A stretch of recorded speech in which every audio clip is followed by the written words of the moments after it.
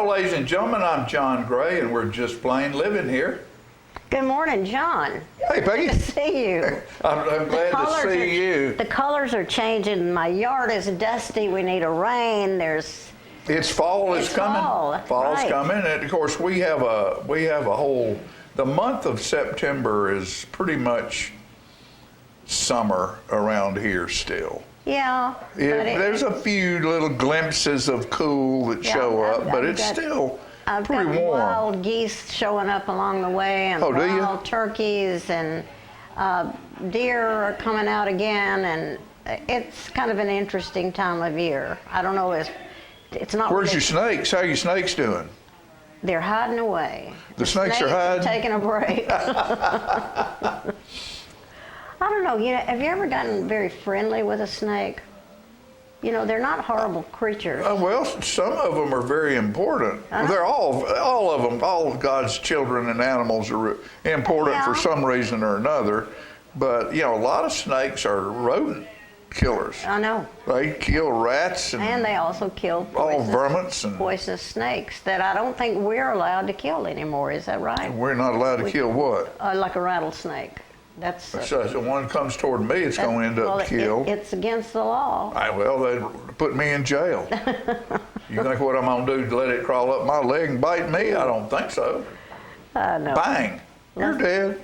I'm not going to talk about snakes anymore today. I'm not going to talk about snakes. I don't see it. What about spiders? Remember that song, Spiders and Snakes? Yeah. That ain't what it takes to love me. My grandmother used to take if she found a spider in the house, she would pick it up on something, a piece of paper, and take it outside and let it go free. She loved all animals. Everything. I mean, I put my foot on. Yeah. One spider means a bunch of spiders. Remember that little play we did at South Jackson years ago around Christmas time about the spiders that lived up in the attic?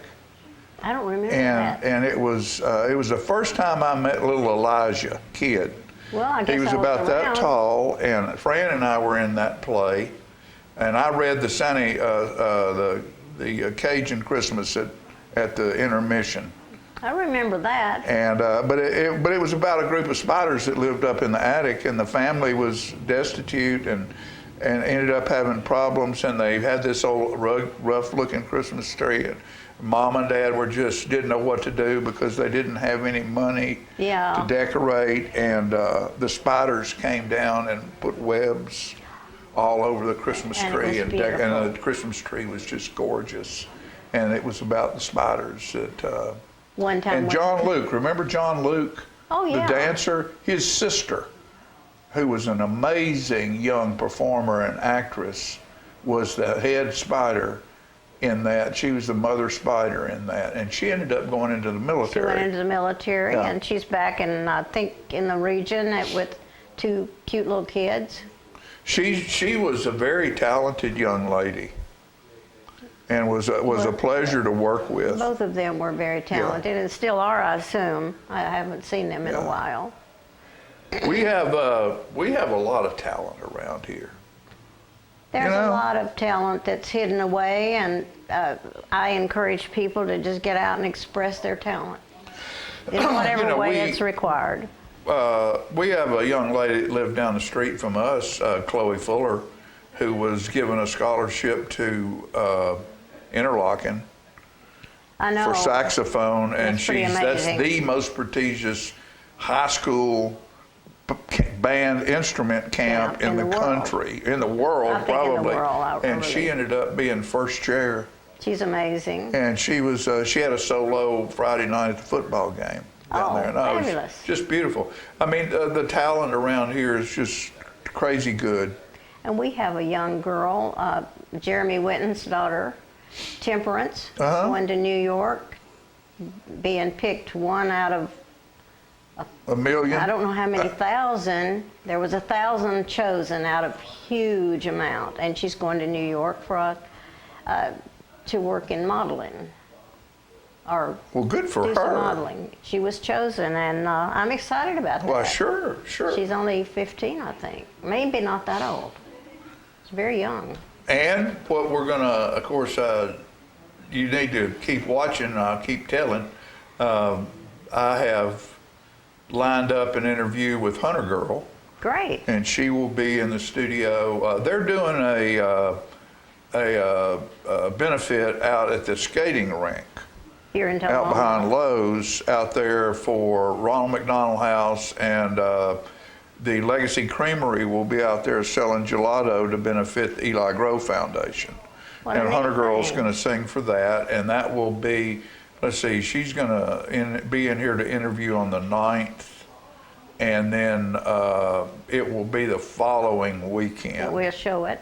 Or Be the 10th, event so is that'll be the following weekend. 17th, Saturday the 17th is when she'll be out there. So look for tickets on that. They have meet and greet tickets, and they have young tickets and old tickets, and I think I don't know what all sold out. Part of it's already sold out, but you can check out the skating rink or go on her website and find out about Find that. about But tickets. we're excited to have Hunter in the studio again.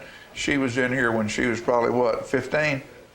Possibly, yeah. About 15 years old. She was in the She's- South Jackson Goes Country She's cast. been one of those talents that For what? started She very was there young. 2 years in a row, I believe, when she was I think 15, so. 16, something like that. Very So it's talented been a young while girl. since we've had her in here, and she's being very gracious to take a little time out of her and you can imagine how busy, being number 2 in American Idol, how busy her schedule is. Right. So she's going to We're all come back and proud see of her her. old buddies at Channel 6. Great. Isn't that wonderful? It is and wonderful. We'll bring that to you. Then that will be the following week that will be aired. We'll show it And- on this show. Yeah, we'll show it on this show, and then we'll have it out there in other ways as well. So Is this horse show week? Horse Show Week. It was last week and this And week. this week. And they're having a good. I think they're having a good show. Good. If you want to find out about that, you can watch What a Horse, and it's on about 3 or 4 times a day right now. But they do a live show, I believe, on every morning at 7. Oh, okay. So, and then that show plays numerous times throughout the I mean, as day. soon as the leaves start to turn, I think about the horse Yeah. show and the people from all over the country coming into our region. And you know, it's amazing the economic impact that has on this area and the whole state. Millions and millions and millions and millions of dollars come Right. into here. And I'll tell the story. When I was working at Clyde Phillips, just to show how far it reaches, I was working at Clyde Phillips years and years ago, and during the horse show, of course, during the day, those people are traveling around. They yeah. come to They come Tullahoma, to do a lot Manchester. of- They're looking at this and that and the other, and they They're come in looking for Clyde things to Phillips, do. and it's about the time of year to have summer sales. Yeah. In the dry goods business, and so they'd come in and buy stuff, and then I might get a call in January from the airport. Hey, John, come out here and pick us up. And there'd be some of them that are going from somewhere to Georgia to buy a dog that had flown through, and they stop out here and come back. I'd go out, pick them up, take them back to Clyde Phillips, and they'd come to Tullahoma to shop. And spend money. that whole deal is further reaching than you can ever imagine. The money that it generates. And Exactly. after the meeting we had with the director of tourism for the state of Tennessee, the commissioner, he said, when I leave here, I want you to realize one thing. Tourism equals money. Money, of course. So We're hoping that keeps up. we'll do that. And Wildcats lost to Coffee County. Congratulations, Coffee County. You know, we went 2 years in a row and didn't lose a game. That's the first game we've lost. First loss for Coach Sisk. But he has a young group of kids, Yeah. and their kids were aged. It was obvious when you looked at the two teams, The size. the physical aging of the body of a young man. A lot takes place between 14 Oh, and yeah. 17, and they were aged out on us, and played a great ball game. They have some good players, but it was exciting to see how happy their fans were to come out of that stand and celebrate winning that win. coffee pot. They were just hooping and hollering. They were ecstatic, I'm sure. And I don't think anything happened in a negative way because of that ball game, like sometimes happens. It sometimes happens, but we have a classy group of kids Yeah, over here in yeah, we Oklahoma, do. so Yeah. they're not out to do bad. And they have a classy group of kids over there in Yes, they do. Manchester. Well, I graduated over there, so You did? So I'm kind of, I'm kind of on both You sides. brought a little class over there, just like you brought a little class to the I don't know show. about that. I see somebody with a smiling face out And there. a lot of class. With a lot of class. So what we're going to do, I know she has somewhere she has to be later on, but we're going to have Don Jones and my wife Fran are going to be on first after this commercial break to talk about picking and putting the hootenanny at Don Jones Golf Course. Don't you go away. You want to understand about this because it is going to be big time entertainment and big time fun. We'll be right back after these messages.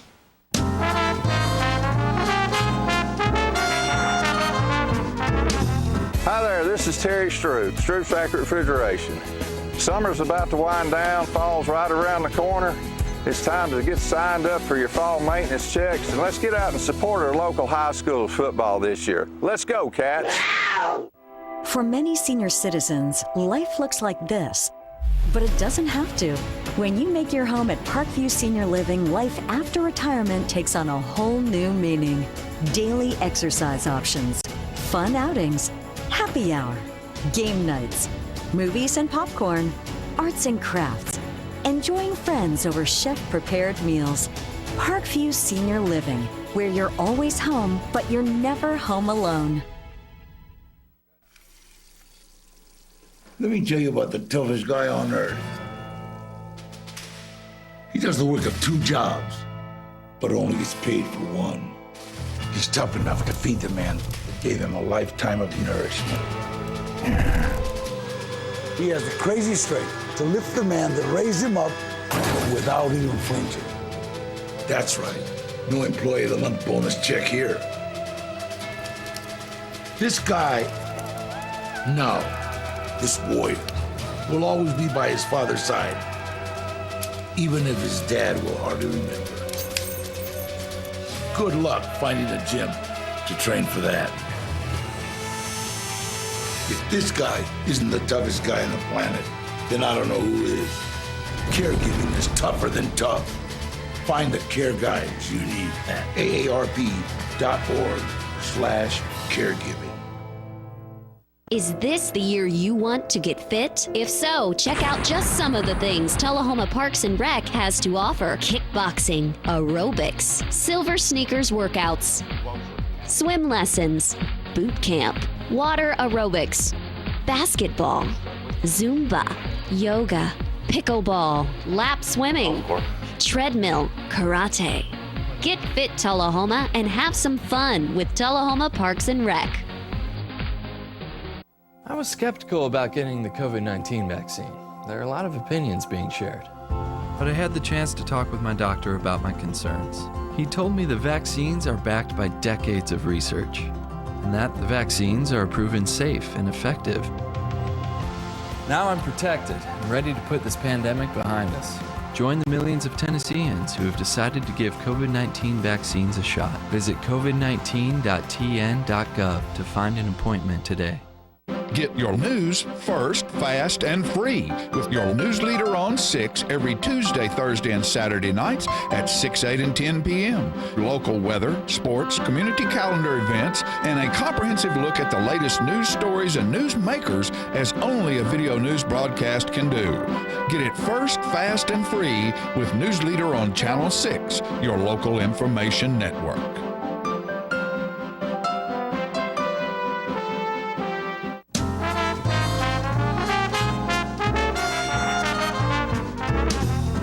All right, ladies and gentlemen, we're back, and I'm proud to have my wife, Fran, and our dear friend, Don Jones, on the show with us this morning.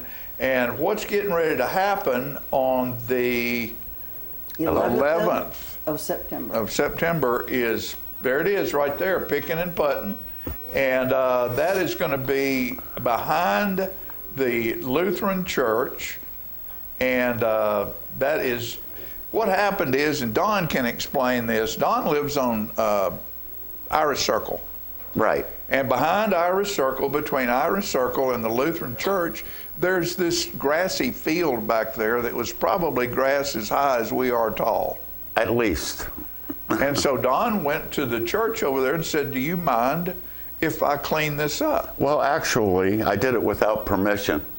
I pretty well took it over because it was abandoned, and I started hitting golf balls out there from my yard, and there was only one little clear spot by the prayer labyrinth. And there was a statue of Jesus there. And I would hit the balls toward Jesus because that's the only place I'd ever have a chance of finding the balls again, because they'd be lost in the tall weeds. So I mowed a path out, then a path back, and I kept going and going and going. Pretty well the whole field's cleared off, and I made my own 6-hole golf course out there on church property. So you have different tees at different places and stuff, and then how many greens do you have? There's 6. 6 greens. 6. And Beverly called it 6 Flags Over Jesus. That's great. But I went to the pastor, Brother Alex, and he was happy that I was taking care of it, and so it's a mutual agreement. I'm his head's greenskeeper for the Trinity Lutheran Church. But we're having a hootenanny back there, and it was an idea I thought about. I miss the old bluegrass festivals where people used to get their instruments, come to the park, and just set up and play and communicate with each other musically. Right. Those days are gone. Everything's so commercial now. So I proposed the idea of getting together out there and having a little concert. And one of the things that really brought it on, I was raised on folk music back in the 60s. That's what got me playing, because that was a fingerstyle guitar that nobody else was doing back then. You were either playing rock and roll or you were playing folk music if you wanted to play this style of guitar. And I was thinking about the messages in those songs that are unifying. And we're in such an ugly place here lately, you know, the general population. I was just talking about Abraham Lincoln made a statement in 1830. I have to paraphrase it. But he said that all the nations of the world could not forcibly drink from the Ohio River or cross the Appalachian Mountains. Not in 1,000 years. He said, if this nation is ever going to die, it'll be from suicide. He said that in 1830. And what we see now is nothing but vitriol. And the ironic part of it is we all agree on 98% of all the issues. That's right. And that's, so I wanted to bring folk songs back that taught us all these life lessons. Right. You know, no political angle to anything. It's just live and let live. And there's so many songs out there that young people are not familiar with. Mm-hmm. I was talking to a young lady who never heard Blowing in the Wind. And to me, that's a sin. Because it's history. Sure. We learn from our history, and we learn, hopefully, not to repeat it. And we keep going there. Mm-hmm. And the last line of Where Have All the Flowers Gone is when will we ever learn? Mm-hmm. And I'm trying to get the message out there that we agree on so much more. We got bigger fish to fry. We sure do. We sure do. And one of the fish we have to fry is the fish that is Alzheimer's. That's Absolutely. And that's a terrible thing that happens to every society. There is no politics there. No. There's no disease has no politics. Mm-hmm. And that's what Fran is working for, and we're working for. And this is going to be kind of a semi-fundraiser for Alzheimer's Tennessee. So Fran, tell us what's going on. Well, Don, thank you. John, thank you. We are thrilled to have Don Jones, who, as John said, is our dear friend, fabulous musician, and a peace lover. And we are coming together on Sunday afternoon, September 11th. We will be at 705 Wilson Avenue. That's Trinity Lutheran Church, not to get confused with the other one. But we will be meeting and greeting behind Trinity Lutheran Church from 2 until 6 o'clock. And we're going to have a food truck there, and we're going to have not only great music, but we're going to have some putting on one of Don's holes there. So I don't golf. In fact, I think they would pay me not to golf. The couple of times I've tried, I've torn up the golf course. So I'm not going to destroy your golf course. You can't hurt it. Well, I think I could. So I may try to get out there and putt the ball. It'll be putting only. Yeah, no, what we're going to do we're not going to have kids hitting 2 irons out there and killing each other. To explain, this is a fundraiser. So what we're going to do is take, I hadn't decided yet, probably eight tees and put them at different places in the green. And then that'll be 8 places that you will putt from on that green. There'll only be one green where this is taking place. One hitter at a time is very important. One person at a time, because we're going to, what it is, it'll cost $1 to putt, because this is a fundraiser, but it's also a FUN fundraiser as well. And at the end of the day, who makes the most putts, we'll have some food coupons for free food for local restaurants and stuff to give away. And it's just something else while people are, because it's so beautiful out there. And you bring your lawn chair, you bring your blanket, bring your dog. Well, I want people to, I want to really to focus on the music first of all. Sure. And an intimate little concert. I don't expect a whole bunch of people, but those songs raise awareness and reactivate memories we haven't had for years. That's right. And which is you're another printing off lyric sheets to the songs that Don's talking about. Right. This is really a multifaceted effort, because I'm with you, Don. There are so many great songs with life lessons that have been forgotten or never heard, actually. Right. We were so fortunate growing up to have a friend living in our home, and he loved folk music. He played Peter, Paul, and Mary records and the Kingston Trio, and we loved hearing it. And he was a player himself. He would break out his guitar and play. And he also made dulcimers. And so I know while he was living with us, he made at least 3 dulcimers. And we just thought it was so great. And then Mother and Daddy fell in love with the folk music too, and took us to see Peter, Paul, and Mary at the Municipal Auditorium. Oh, wow. When it was a new place, and oh my, how exciting was that? Oh, yeah. And my sister and I learned every word to every song on that first Peter, Paul, and Mary record. And I bet you I can still recall those a lot better than... You will get your chance. That's right. So we want group participation at this thing. Yes, we do. If you sing... people to come and sing and learn these good old songs, and not only will we, the audience, be able to sing, but we have some fabulous talent. Don's going to kick off the show playing, and we have several friends who will be coming. Shane Adkins will be coming. Becky Buller has agreed to do it, and I'm going to try to get Becky to lead the Song Fest. Yes, I hope you can. She's lovely, and she is just so happy to be part of things, and of course, she has wonderful awards. We're thankful that she has been recognized for her gifts, but she knows these old songs too, and it's part of her growing up with her parents. That's right. We'll have Jim and Englewood will be there, and they are a treasure for old-timey music, the stuff that got us all going and kicked everything off. Right. But So we want everyone to come. We're asking for a $10 donation because we are working to make Alzheimer's a memory. So please come, bring your family, bring your lawn chair, your blanket, what have you, and come and enjoy a beautiful afternoon.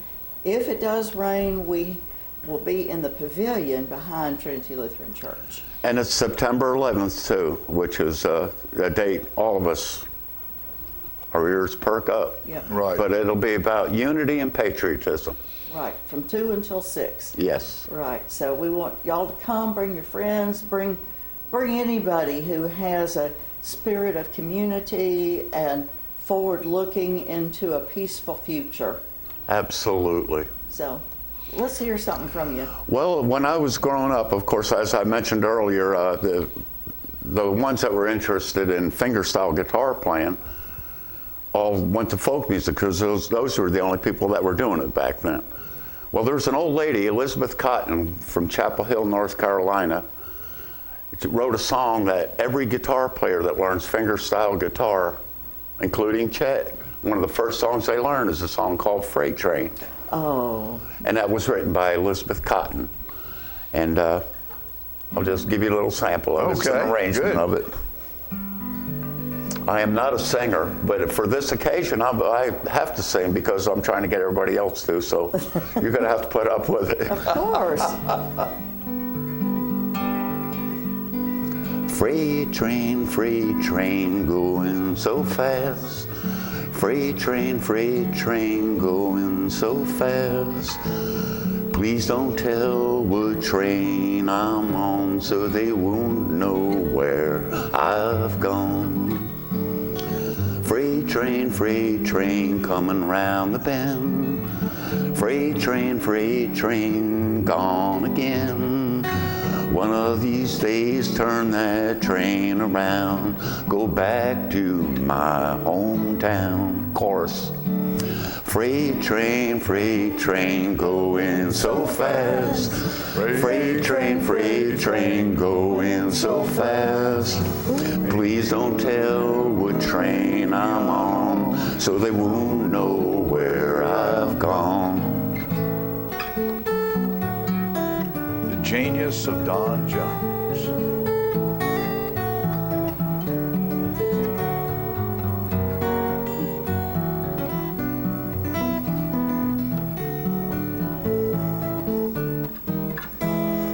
When I die, please bury me deep down at the end of Jackson Street, so I can hear old number 9 as she goes rolling by. Freight train going so fast. Freight train going so fast.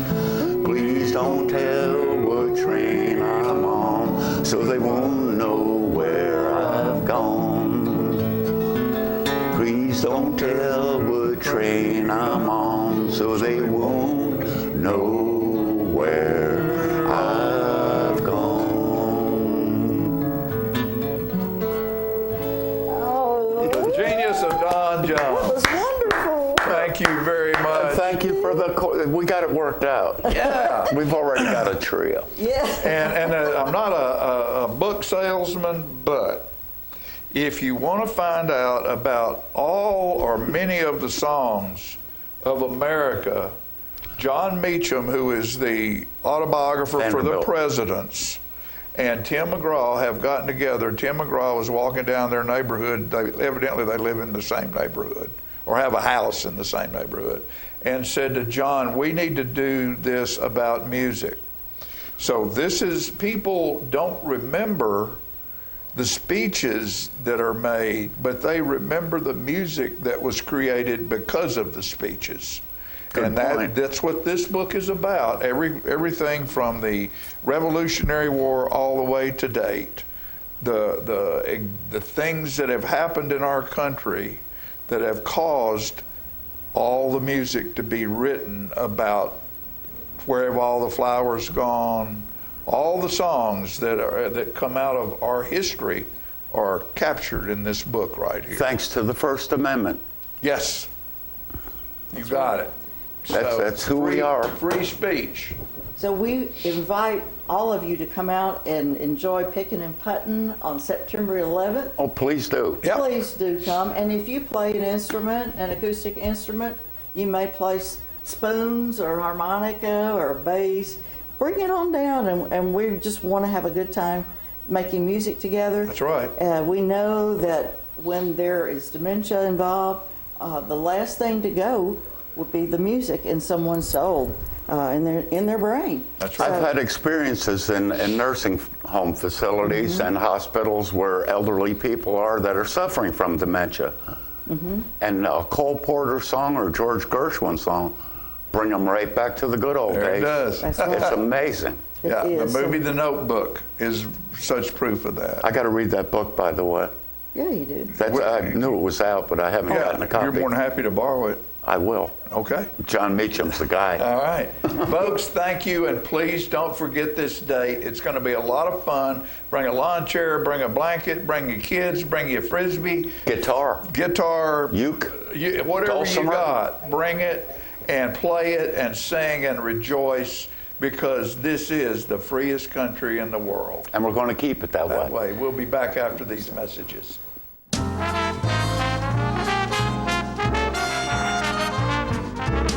Clayton's has been Tullahoma's shoe store for over 120 years, and Florence Hall continues that tradition today. We're the only shoe store in town that starts with measuring your foot to make sure you get the perfect fit in a quality shoe. That includes narrow through wide widths for men, women, and children. Clayton Shoes, the family shoe store you'll love. We're gonna fit your style. We're gonna make you smile. Service and quality at Clayton Shoe Store. We're gonna fit your style. My husband was diagnosed with a spinal infection. He lost his ability to swallow and the movement of his legs. I couldn't turn over in bed, I couldn't walk, I couldn't eat. They were just wonderful in the treatment and care they gave my husband. I regained my mobility where I was able to go home. It is miraculous. Let us champion your recovery. Life Care Center of Tullahoma. STEM is everywhere, like here, behind the scenes of The Walking Dead. When we break down clothes, we tumble it with trisodium phosphate, rock salt, and dish detergent. We stitched together images of our model and created a 3D set that can be walked through in a VR headset. We're able to turn 12 walkers into 1,000 walker boards. STEM can create new worlds on and off the screen. What will you make with STEM? Get inspired at SheCanSTEM.com. Get your news first, fast, and free with your news leader on 6 every Tuesday, Thursday, and Saturday nights at 6, 8, and 10 p.m. Local weather, sports, community calendar events, and a comprehensive look at the latest news stories and news makers as only a video news broadcast can do. Get it first, fast, and free with News Leader on Channel 6, your local information network.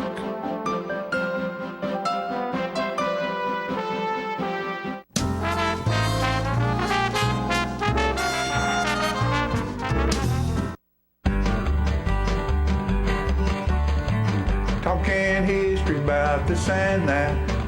It's conversations with John and Pat. With John and Pat. With John and Pat. Hello, everyone. John Rigmond here for segment 100.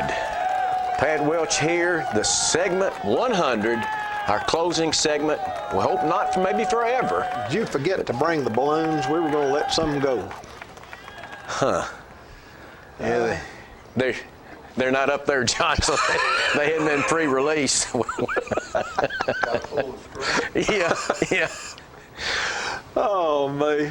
What are we going to close at? Well, Johnny hugely Kaye. Successful. This is a Johnny Kaye song. All right. You know, I started off doing, in the first segments, the ones that mostly I wrote, and once we got through the ones that I felt comfortable doing, then I started doing songs that I remember from my youth. And this was one that Johnny did. Love is a burning thing that makes a fiery ring. Bound by wild desire, I fell into a ring of fire. I fell into a burning ring of fire, went down, down, down, and the flame went higher, and it burns, burns, burns. This ring of fire, this ring of fire. The taste of love is sweet when hearts like ours meet. I fell for you like a child. Oh, but the fire went wild. I fell into a burning ring of fire, went down, down, down, and the flames went higher, and it burns, burns, burns. This ring of fire, this ring of fire.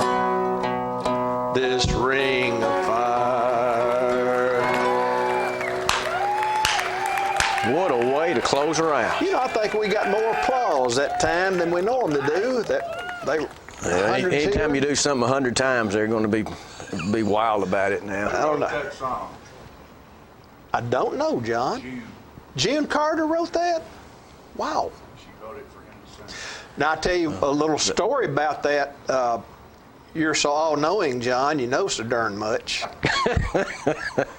That brings us back to segment 5 when I was accused of, in a piece of frustration, by Mr. Rickman said, I'm kidding you think about you know that. everything. I'm kidding about that. I didn't know June wrote that, but Johnny Cash had a hit on that song, and he was to play on the Opry, and he was wanting to bring trumpets in when the instrumentation comes, and the Opry didn't want him to do that. I don't know if whatever resolved. Maybe it didn't come. Maybe it didn't perform on the Opry. But I know that they wanted to keep traditional sound, which trumpets had never been a part of the Grand Ole See, Opry. John, that's a perfect example of how we've lasted to 100. Management chips in something that we don't know about, and you can expound on it. You know, for the most part, management has sat back and sort of let us have it. Now on this 100th, he feels like he can sort of edge his way in and take part of this conversation. We'll be having a chair right here next time. I'm sorry. I thought John, we appreciate you. We appreciate you allowing us to be on here. Yeah. We got a good topic. Otherwise, we wouldn't be here. We got good topics. What is it, John? I can't remember. Throw a picture up there, Philip, and we'll just start from there. Here we go. Who is that, Pat? Well, the center coach is Coach Bobby Morton. The gentleman to his left is Jack Jolly. And those two would be about the same age. And a little bit older is the gentleman on the right was Tommy Whitaker. And he had coached with a long time with Coach Cooper. Coach Cooper retired after the 1966 football season. And to be honest, I don't know how many people remember this, but Coach Morton he was hired, I believe, as an assistant. Coach Morton and Coach Jolly were originally from Murfreesboro. And the person that was hired was from Upper East Tennessee named Rex Dockery, and he had played at, I believe he was originally from Cleveland. What a UT boy? Uh-huh. He originally was from Cleveland and played with Steve Sloan, who went to Alabama, and then you're right, John, he went to UT.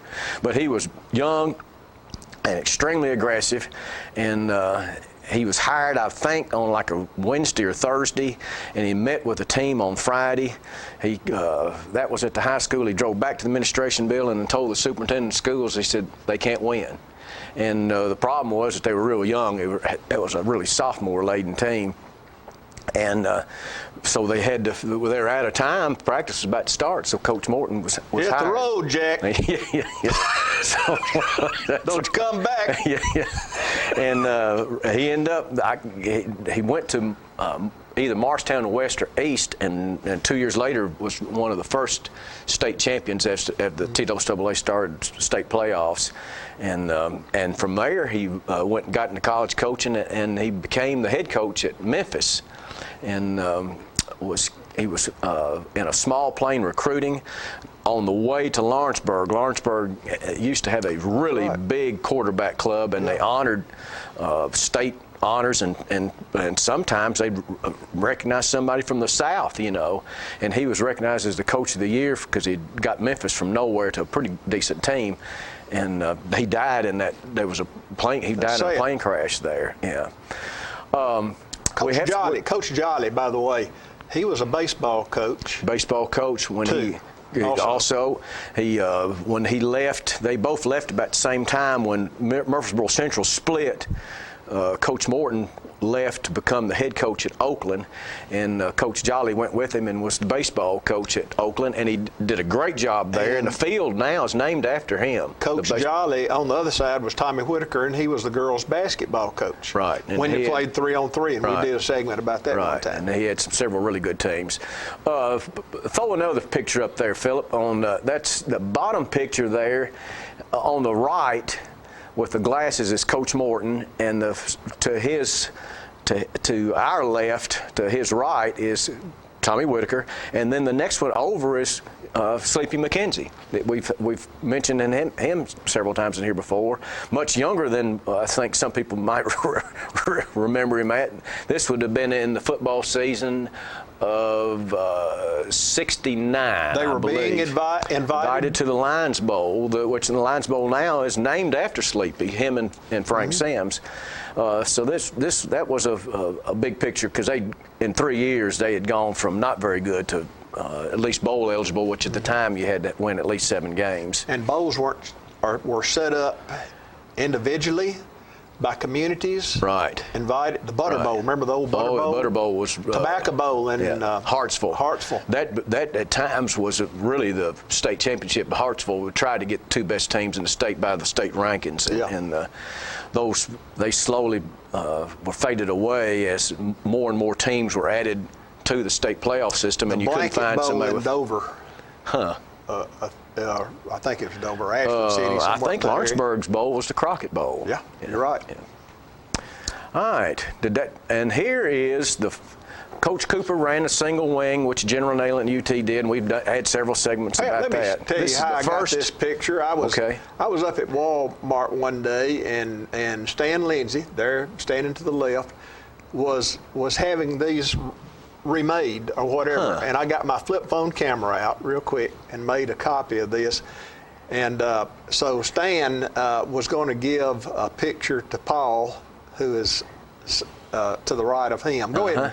Well, this is the first backfield picture, or first backfield in Tullahoma history that would have not have been a single wing backfield, and it'd be the first time you had a quarterback sitting directly behind the center, and that quarterback 12, which would be to the left, is Stan Lindsay, and he's got plenty of hair, and he and I both wished we still had the same amount we had in high school. The one behind him, 32, is a fullback. That's Paul Cooley, who worked for the school system and special ed for a long time. And I think Paul's lacking for hair too. He is now. Yeah, he looks pretty dignified himself. He was a sophomore and ended up being a great player, and got a scholarship to Austin Peay and played there. Behind him is Dave Penzola, who was a basketball player too. He was a really good athlete. And then the wingback to the right is Rick Moore, attorney in town, and he went on to that spring won the state hurdles championship, won Coach Card's first individual track champion. So that's a pretty. Why were people moving away from the single wing, Pat? Well, the passing game is easier from a quarterback spot, and Tennessee particularly started losing players like Steve Sloan that we mentioned. Steve Spurrier was another one that they were close to. Steve Sloan was from from Cleveland, and Steve Spurrier was from Johnson City, and they both left so that they could be quarterbacks. And single wing just didn't give them the opportunity to display. To throw. It was a tailback-oriented very tailback offense, and the quarterback would take the ball many times, turn, pitch to the halfback, and then the quarterback was lined up sideways. Management, Mr. Gray was what they call a blocking back. Some people call it quarterback, but it was really just a glorified pulling guard, basically. Pretty dadgum good offense, though. Right, it was. You know? Yeah. And when Coach Cooper had good players, they won plenty of games with it. And when Coach Nayland had plenty of good players, they had plenty. But it became, people thought it was old and time to change, and Knoxville changed and Tullahoma changed. In track, you have the Western roll, where people used to go over the front, over the bar, and then later on they did the Fosbury flop, and over on the back side, going over with their back. And there it became standard to do the Fosbury. The flop. Right. And that change would have been during Coach Cooper or Coach Carden's time at the high school. Go to that next picture. All right, now we're moving on in time in this portion right here. About 20-something years later. This would have been in '87, and the '87 team, I wish we'd had time to talk more about it in the individual segment, but they're really the best team probably that Tullahoma's had, in that they made it to the semifinals of the state playoffs. In the last 4, they were beaten by Jefferson County in the semis at Jefferson County, and a tremendous crowd from Tullahoma went over there. And Tullahoma had Maurice Shaw was a senior that year, and he gained 2,900 yards and broke Frank Mullins' all-time rushing record. And there were 2 juniors on that team that played in the NFL, Antonio London and Steve Matthews. Jefferson County had a linebacker named Todd Collins that played for the Patriots. So one high school game had 3 future NFL players, and at the same time, I don't know if you'd be hard-pressed to find another game that had that kind of talent. But I thought something that's neat to kind of point out today. That team was coached by Joe Gaddis, who left after that year to go to Oak Ridge.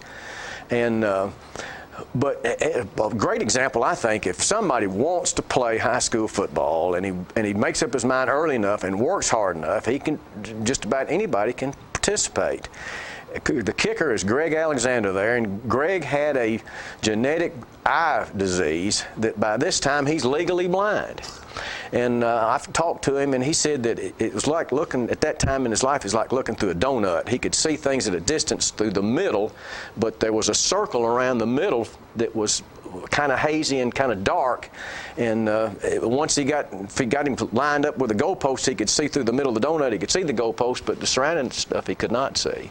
Put that back up one more time, Philip. We got to talk about one more man. The holder is my buddy Darrell Welch, spelled with a C, bless his heart.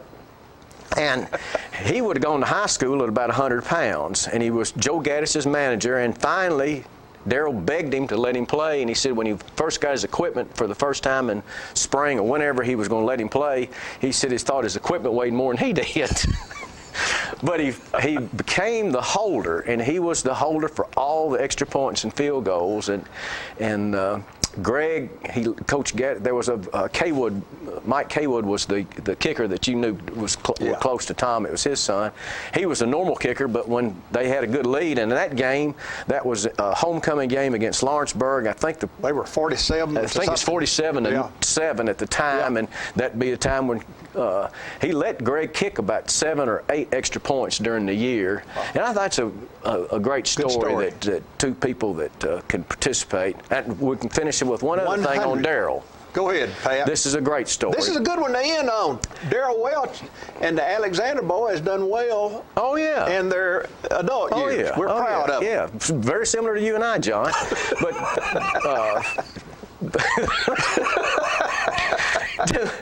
where was I? I can't remember. You were going to say something about, are we going to have to end it because you can't remember? No, we're going to hang in there till we finally remember. We're talking about Darrell and doing something. And, oh, here we go. They played Lincoln County, which traditionally was really strong back in the 70s and 80s, and this was in 87. But we were beating the fool out of them one night, and Coach Gaddis said, Darrell, on this extra point, I'm going to send you and Greg in. And he said, no, I tell you what, it may have been a field goal that was going to be close. And won't give Greg a shot at this, and we're going to use a backup snapper. And said, if the snap is anything off, he said, you pick it up and run out to the side and try to get out of the way. And Lincoln County had an outside linebacker who was ferocious, that was all-world at the time. And sure enough, Darrell said the ball came rolling back. It didn't snap back, it rolled back. He picked it up. Poor Greg can't see him, so he swings through like Charlie Brown, about killed himself. And Darrell picked up and went out to the side, and he got it almost to the sideline. And that good player popped him. And all 126 pounds went airborne. He said he landed in the first lane of the track and ended in the 6th lane. And when he came back, he said that people on our sidelines were really tore up about it, that, you know, our buddy, the little guys, getting beat up. So they ran out there and they almost had a fight. And Darrell said he was about to hit this all-world guy, and he looked up. All he could think of was, he's going to hurt me, and my dad's going to be so upset.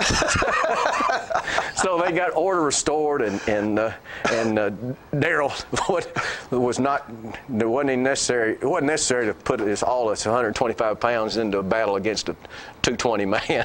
Great story. Yeah. The landing on the first lane and ending in the sixth was pretty a good description of what that was like that night. John, we finished up segment 100. And we started off being great friends, and this has made us even stronger. That's right. We've had a great time. Management has blessed us to let us on here. If there's enough applause following this, we may have an encore. But we want to announce to everybody that we're looking for sponsors. We are going to have a marathon. Our management has announced that he will let a marathon happen, 1 through 100, all at one time lined up. It's going to make Andy Griffith marathons look pale. I'm excited about it, John. All right. So that ends it. We're at 100, maybe an encore if applause is heavy enough. Thank y'all. Talking history about this and that. It's conversations with John and Pat. With John and Pat. With John and Pat.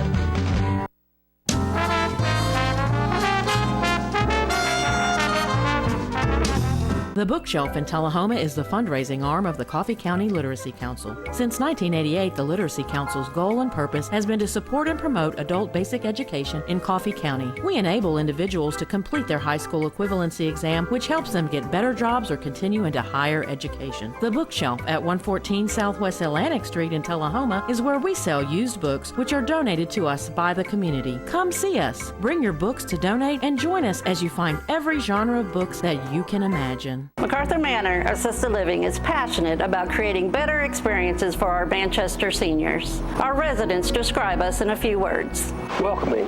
When you walk through the doors at Macarthur Manor, we'll treat you like family. Caring. Through high standards of personalized care, we help residents live life to its fullest. Engaging. With a wide range of life-enriching activities, there is something for everyone at Macarthur Manor. With our residents and staff now vaccinated, call us today to schedule your safe and personalized tour. I had a knee replacement, so they've got me in life care, which I'm very, very thankful for. I couldn't garden, I couldn't do my flower beds, I can't chase my little dogs. I have been in several therapy sessions for knees and back, and that's the best therapist I believe I've ever been to. It's tremendous because I'm able to walk again, but if it wasn't for the care, I wouldn't be where I am. Let us champion your recovery. Life Care Center of Tullahoma. Is this the year you want to get fit? If so, check out just some of the things Tullahoma Parks and Rec has to offer. Kickboxing, aerobics, silver sneakers workouts, swim lessons, boot camp, water aerobics, basketball, Zumba, yoga, pickleball, lap swimming, treadmill, karate. Get fit, Tullahoma, and have some fun with Tullahoma Parks and Rec. Do you love sports? Then you should know about STEM. Because maximizing nutrition, analyzing peak muscle performance, calculating the perfect shot, and more are all made possible by science, technology, engineering, and math. In fact, there are more careers than ever in sports science. So if you have a passion for sports, then think about getting involved in STEM and improve everyone's game on and off the field. Get inspired at shecanstem.com. Get your news first, fast, and free with your news leader on 6 every Tuesday, Thursday, and Saturday nights at 6, 8, and 10 p.m. Local weather, sports, community calendar events, and a comprehensive look at the latest news stories and news makers as only a video news broadcast can do. Get it first, fast, and free with News Leader on Channel 6, your local information network.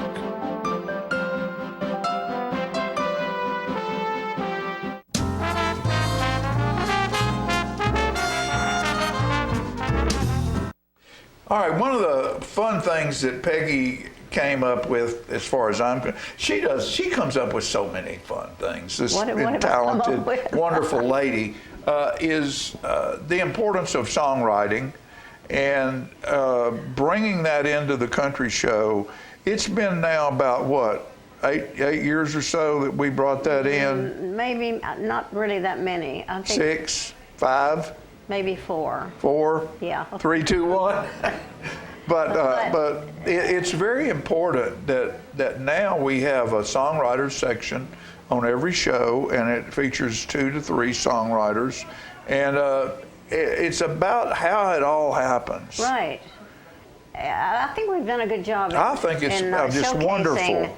How talented we have people around here, and you can be sitting at home and come up with the words, and if you go to the songwriting workshops, Sure. first thing you know, you've got your own song. Yep, and you know, Hunter Girl was on that stage singing she her sang most song. of her songs, Yeah, yeah. she sang original stuff. And that really makes a difference, I think. And I've said this before, that songwriters now are getting the credit they deserve. Yeah. For so long, it was all None. about, None they got credit. no credit. But now they're getting You know, so it's very important.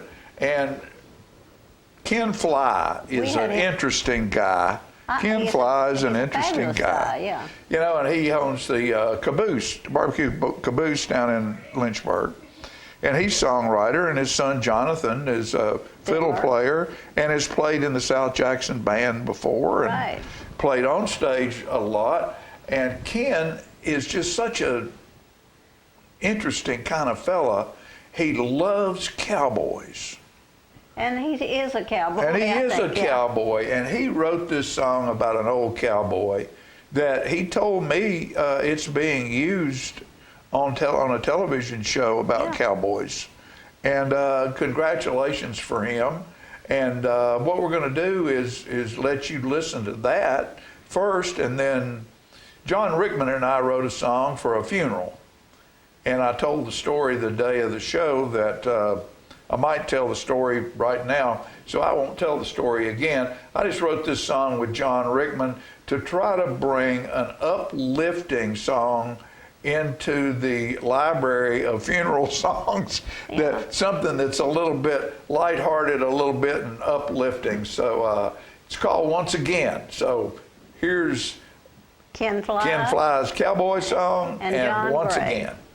This song I wrote about 10 years ago, and it was recorded in 615 Music. It played behind some commercials and stuff. And is now with Warner Brothers Music in the Cowboy Trailers, movie trailers section. It's called I'm Just an Old Western Cowboy, which was several years ago.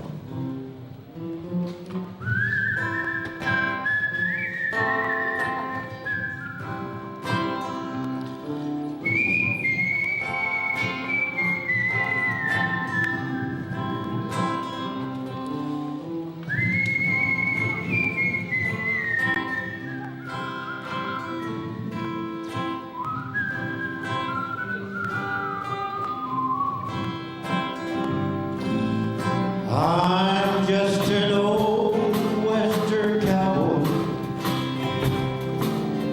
not much more I can say.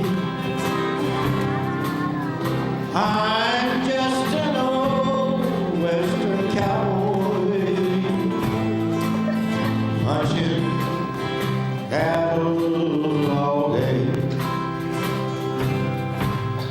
I hear the rustle of cattle by the old days they like to stay, and this will all be forgotten in the desert heat of the day. Now they all told me not to do. At 14 I went astray. I'm an old drunken cowboy. So now out on the range I must stay. For I'm just an old Western cowboy,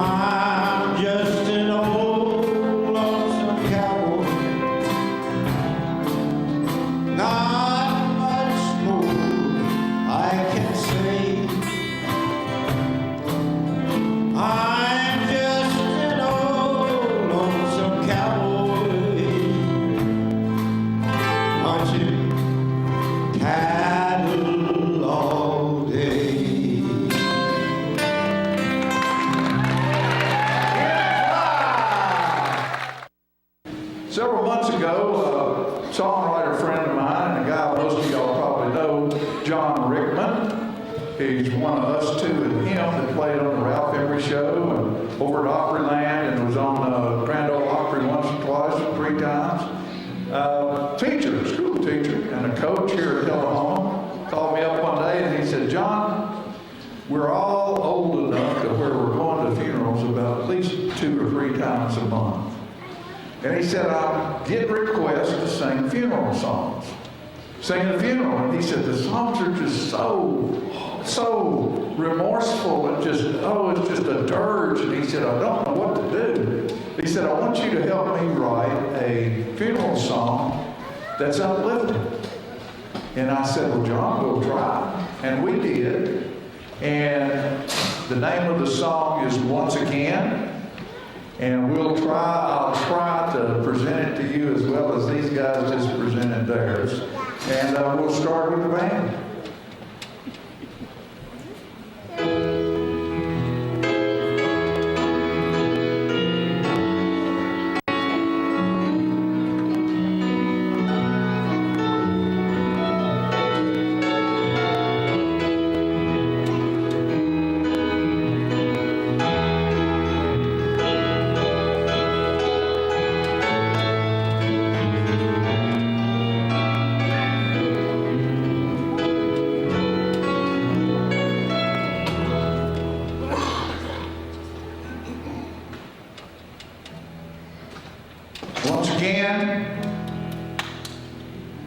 Yes, once again. We'll see our loved ones once again. Just beyond those pearly gates, opened by the nail-scarred hands. We'll see our loved ones once again.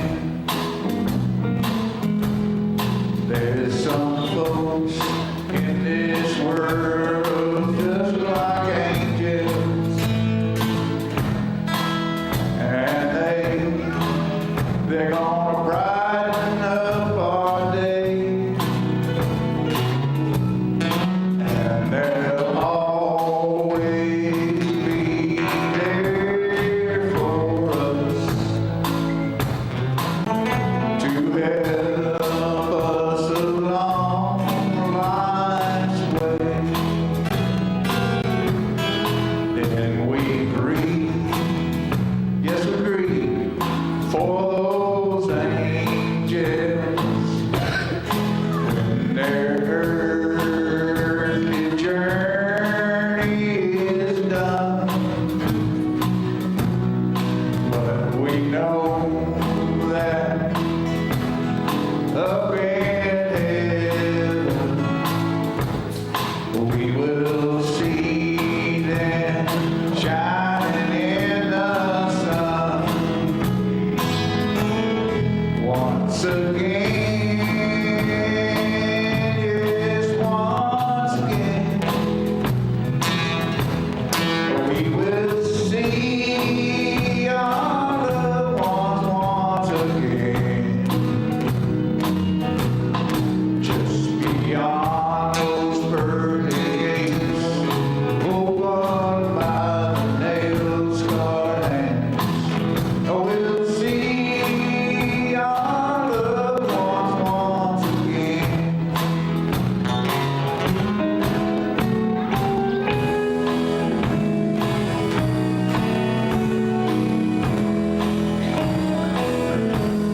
So love God,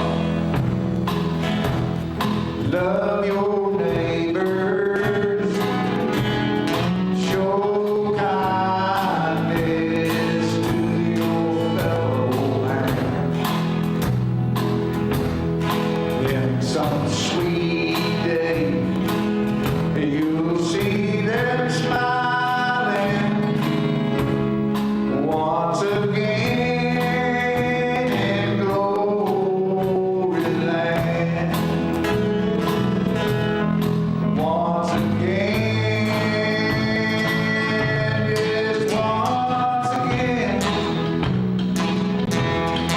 we will see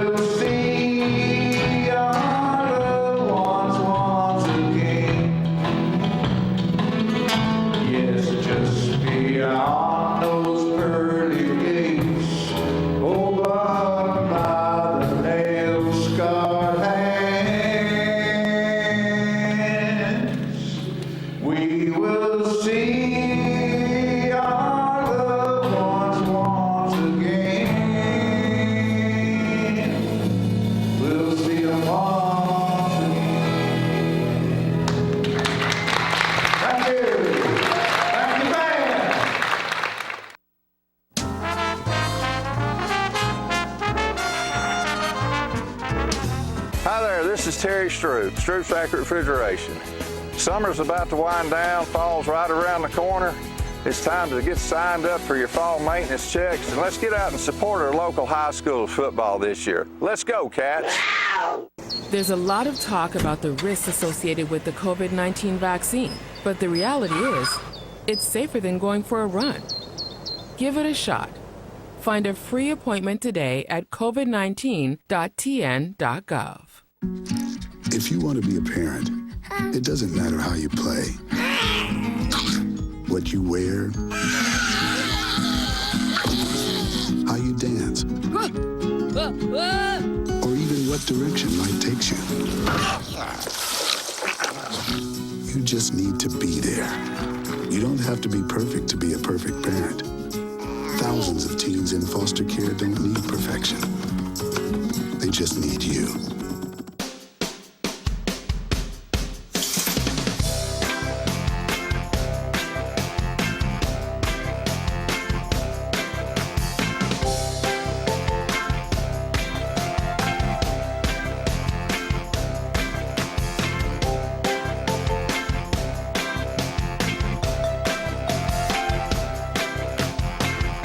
Senior Living, active, independent senior living at its finest. How long has it been since you raced a cheetah? Are your tornado creating skills getting rusty? Tired of being the only one in your neighborhood who hasn't built a dinosaur? Sounds like it's time to visit the Hands-On Science Center. The Hands-On Science Center is an indoor science playground. In this museum, please touch is the rule. Join us for weekly science demonstrations on space, lasers, lizards, rocks, and a whole lot more. No two visits are ever the same, so visit often to see our ever-changing exhibits and demonstrations. The Hands-On Science Center, 101 Mitchell Boulevard in Tullahoma. Get your news first, fast, and free with your news leader on 6 every Tuesday, Thursday, and Saturday nights at 6, 8, and 10 p.m. Local weather, sports, community calendar events, and a comprehensive look at the latest news stories and news makers as only a video news broadcast can do. Get it first, fast, and free with News Leader on Channel 6, your local information network.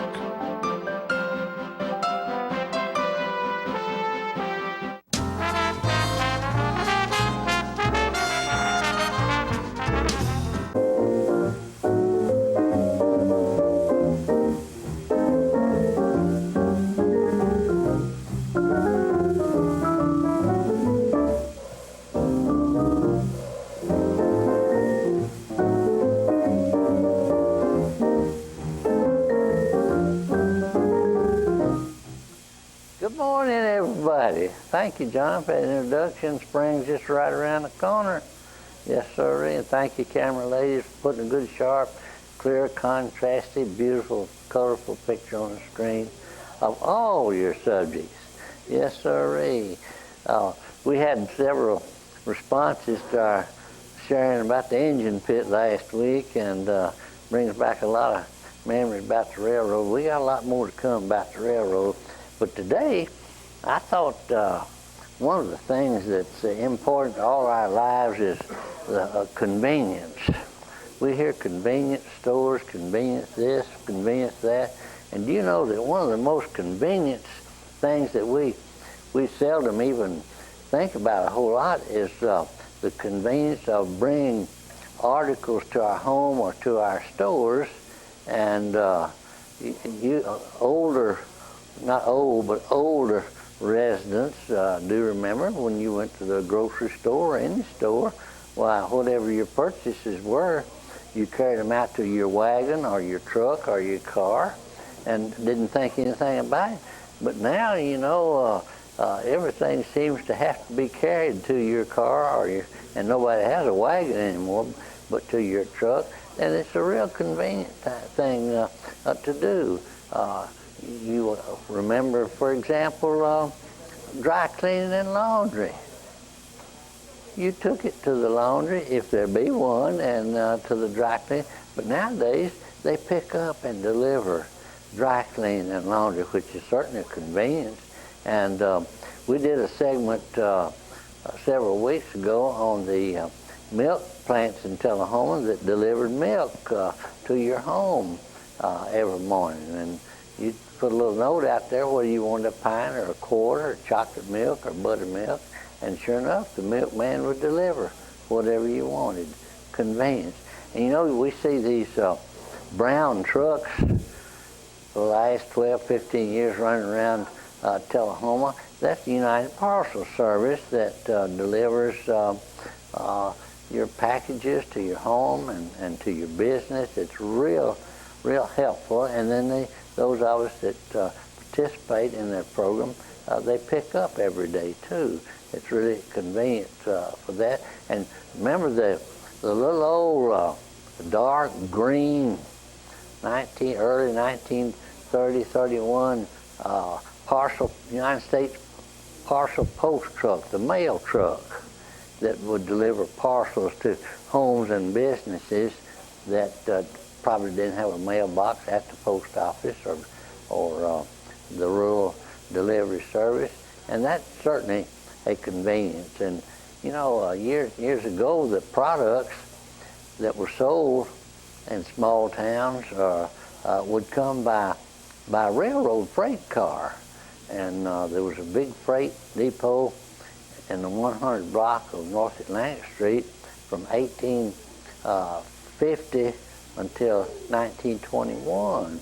And when the freight trains would stop to load or unload their freight cars, they would block Lincoln Street and Grundy Street. So they jacked the freight depot up in April of 1921 and moved it down to the corner of Warren and South Atlantic Street, just across the railroad from where Hawks Lumber Company is now.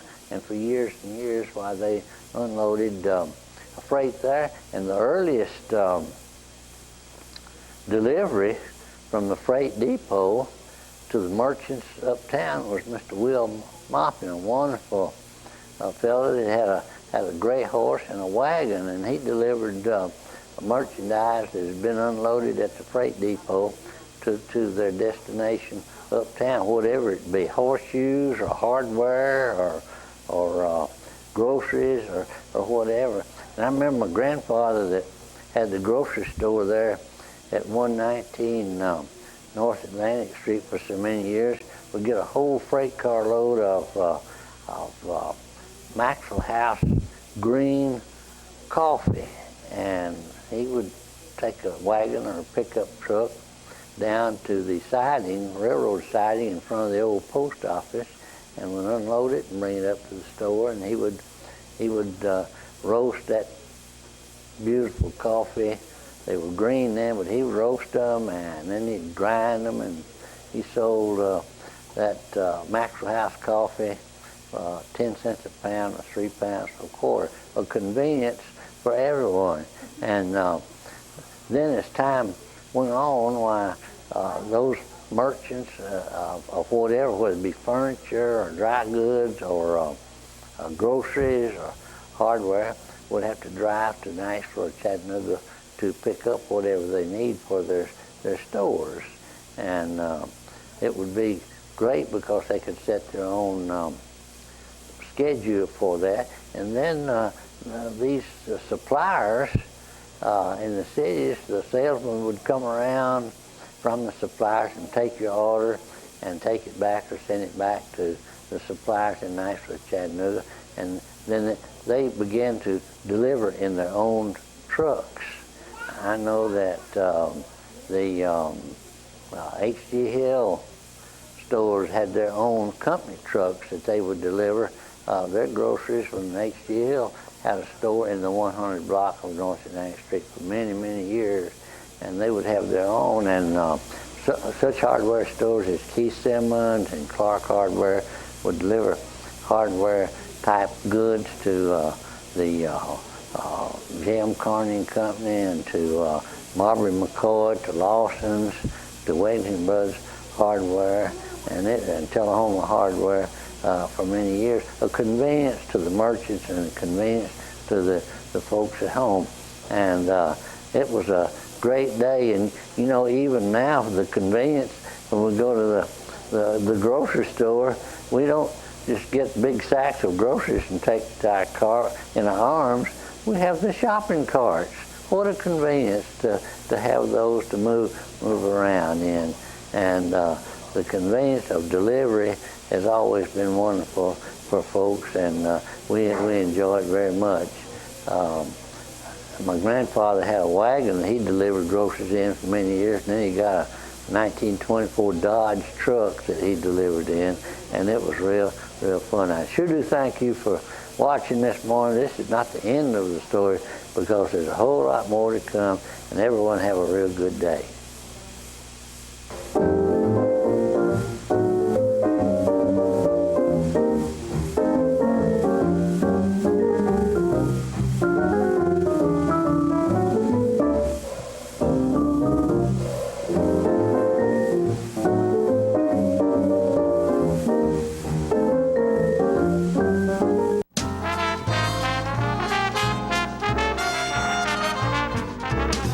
Smoking tobacco accounts for 3 of every 10 fire deaths in the United States. Tullahoma Fire Department need you en route to a structure fire, 202 Main Street. Heavy smoke showing. Neighbors advise child trapped inside. Lighters, matches, and associated smoking paraphernalia are the leading cause of preschooler fire deaths.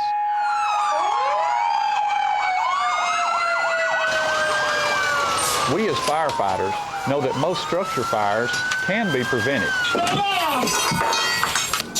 I've got one! Command, this is primary search. We have a victim. Need EMS to meet us at the front door. Please help us to give you a fighting chance. This can be prevented. Contact the Tullahoma Fire Department for a free home safety inspection. What's a Tennessee vacation? It starts off like any road trip, and then, boom, adventure and thrills everywhere you look, which happens to be some of the most beautiful scenery in the country. Music here, history there, and all kinds of green in between. Come relax and unwind, or bring the crowd for some stargazing, or stargazing. Whatever you do, come hungry and expect an awesome soundtrack. It's all right here in Tennessee. We're playing your song. For a free vacation guide, visit tnvacation.com. Come on. Yeah. Come on. Yeah. Yeah. Yeah. Woo.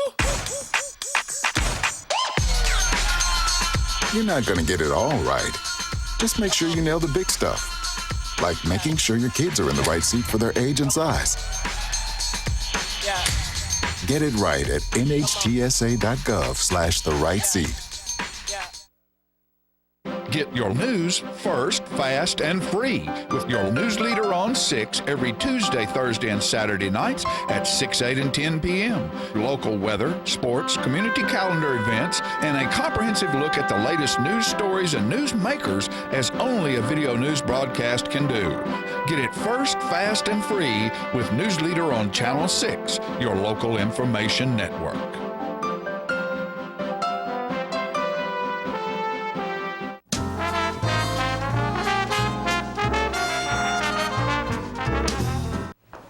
Well, Peggy B. I liked your song, by the way. Well, thank you. It needs to go a little bit faster than that, but that's okay. But when the band starts, you just hang in there and do it the way they do it. You got to hang in there with it. But no, it's a song about uplifting. About, yeah, they're gone, but you live right, you'll see them again. I hope so. You'll see them again, or feel them, or some way. I don't know how all that operates. I don't but know. But there'll be, you'll know a presence. You'll know their presence. I kind of think I feel the presence of people. Yeah. That I loved, and sometimes they show up in my life. Sure they do. Just, I think by a memory or by just anything, but that shows that their spirit is out there somewhere. Or a smell. Floating around. Do you ever all of a sudden you smell something and it takes you to another time and place? When I smell a cigar, I think of my father. Yeah. I can see him after a long, hard day's work in the fields, relaxing on the porch and smoking a cigar. And when that happens, I you know, it's like he comes into my life for a moment. What was your father's favorite relaxation beverage? Oh, he wasn't a drinker. That's why I didn't figure he was. I mean, he liked iced tea? He liked iced tea, a cup of coffee, a lot of stuff like that. Now, when I say he's not a drinker, I don't know what he did back when he was real young. Well, sure, but I mean, did he drink a lot of water? Oh, yeah.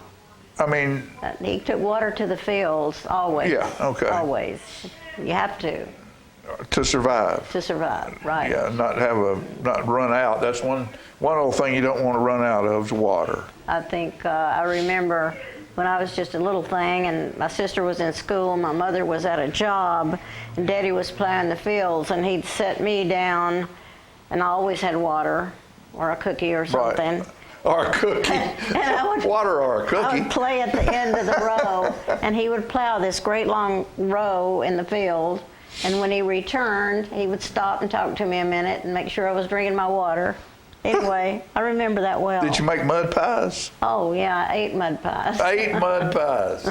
It's a wonder I didn't die as a child. No, that's why you're still alive right now. You know, a lot of kids right now are living such a germ-free environment that germs get them.